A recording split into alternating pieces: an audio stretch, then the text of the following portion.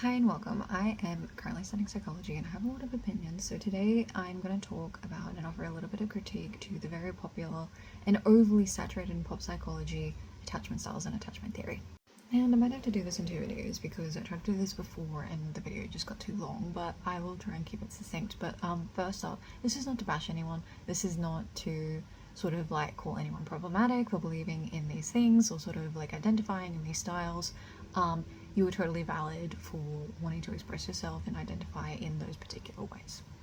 But in saying that, my first point of contention with attachment style and attachment style theory is that the theory posits really rigidly that you should fall into one of four categories depending on your early childhood relationship with your mother.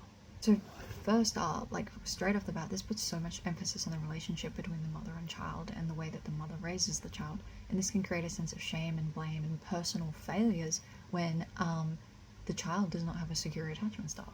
Secondly, this theory does not take into account differences cross-culturally, where it might be actually more common for a child to be raised communally or by the community instead of just like the Western nuclear household. Okay, my second point of contention with this theory is that it's so rigid and it's unflexible, and it's very much if you're dubbed as having like one style of attachment, that's kind of just you, and people will write you off because of that attachment style. Whereas in reality, I think people cycle through and they move through different stages all the time. And a really good example of this is you might have somebody who's like really, really secure, they're a secure partner for you, and then that person goes through something that's traumatic, and then after that traumatic event, they then become avoidant or they become anxious. They become anxiously attached. And that's a completely valid response to a traumatic event.